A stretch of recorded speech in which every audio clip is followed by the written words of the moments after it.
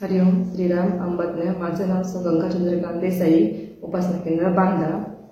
पावसाचे दिवस होते, वादळ भरपूर आलं होतं। बाजूला आमची पडवी आहे, म्हणजे लाकडं असतात, पडवी प्लास्टिक घातलेलं आहे, ती संपूर्ण जर ते वादळ एवढं आलं होतं ना, संपूर्ण प्लास्टिक पूर्ण उडून गेलं होतं आणि सगळं भिजत होतं आमचं लाकडं वगैरे। हे मिस्टर कसे जाऊ नका बाहेर, तरी असे ते बोलले का लाकडं सगळी भिजणार। जातो एक दुपारी रात्रीचे 1 वाजलेले ते तसे पावसात भिजत पेट पडवीचे कागद ते सारखं करायला गेले होते।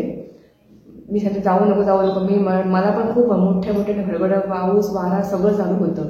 मी मुलींना घेऊन देवाकडे बसली, म्हटलं बाबा मला खूप भीती वाटते, असं वाटतं घरं उडून जावं असं होतं ते। आणि तशी माझं ऐकलं नाही, जाऊ नका तरी ते कापड दुरुस्त करायला गेले।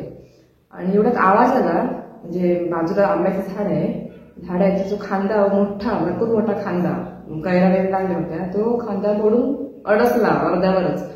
मी असं मोठ्याने घाबरले आणि बाहेर आले।